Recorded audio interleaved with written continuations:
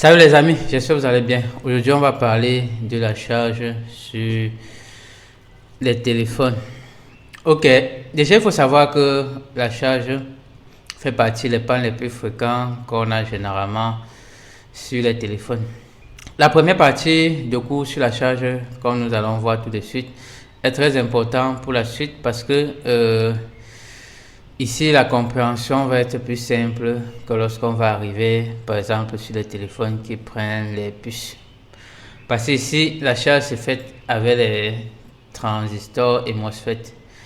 Et avec la puce, ça fonctionne un peu presque de la même façon, sauf que tout ça sera intégré dans une puce. Donc ça va être un peu plus difficile à comprendre.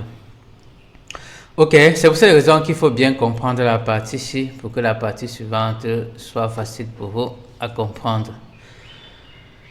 Ok, dans cette partie, on va voir comment fonctionne la charge sur un téléphone Android avec la charge par transistor et MOSFET. Ok, bon, là je vous assure que c'est un cours qui va être très simple à comprendre. Ok, dans cette partie, on va voir le fonctionnement éjection de la charge d'un téléphone portable. Ok, on verra les lignes suivantes: VBus, VCD, VCHL2, bon, qui veut dire charge L2. On a ES, on a EOS contrôle, on a la VDRV et la BAT SMS et V système. Ok, il faut savoir que les lignes ici sont les lignes importantes au niveau de la charge. Dans cette partie, on verra la définition de chaque ligne. On verra la définition et le rôle de chaque ligne. Ok, schéma. Ok, tout d'abord, je vous présente le schéma de charge par MOSFET que vous pouvez trouver généralement sur les téléphones Android. Ça est beaucoup plus utilisé sur les anciens téléphones. Les téléphones qui sortent récemment, la majorité utilise plutôt une puce de charge. Mais il est très bien, si vous comprenez très bien le fonctionnement ici, avec la puce, ça va être plutôt facile. Ok, déjà vous pouvez voir comment notre système de charge est constitué ici. En commençant par, on peut voir par VBus qui est la tension qui vient de la charge. On a ici un MOSFET. Juste ici, on a un petit transistor et on peut voir que on a les lignes de charge que je vous ai parlé qui sont ici, qui sont généralement reliées au Power IC. Donc tout ça part vers le Power IC. Ok, donc on voit là, vous pouvez voir que ça c'est très simple parce que les composants ne sont pas assez touffus.